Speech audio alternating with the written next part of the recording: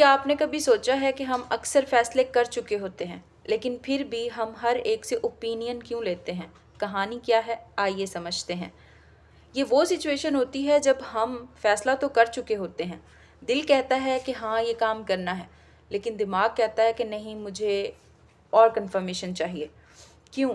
کیونکہ اصل خوف ویلیڈیشن نہیں ہوتا، اصل خوف گلٹ فیلنگ ہوتی ہے، اور وہ گلٹ یہ کہتا ہے کہ اگر غلط ہو گیا تو کسی اور کو بلیم کر سکیں گے۔ بچپن میں ہم جتنے بھی فیصلے کرتے ہیں، یہ سب فیصلے لوگوں کی پرمیشن سے ہوتے ہیں، چاہے اسکول بیگ ہو، یونیفارم ہو، دوست ہو، کریئر ہو۔ یہ سب فیصلے لوگوں کی مرضی سے ہوتے ہیں، بٹ جیسے جیسے ہم اڈلٹ ہوڈ میں آتے ہیں، بڑے ہوتے جاتے ہیں، اس ٹریپ کا شکار ہوتے جاتے ہیں۔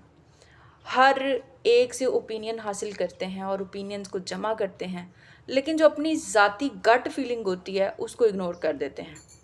بینجامن اسپوک کہتا ہے کہ trust your self, you know more then you think you do. اصل جواب ہمارے اندر موجود ہوتا ہے، لیکن ہم اپنے آپ کی آواز سننا نہیں چاہتے۔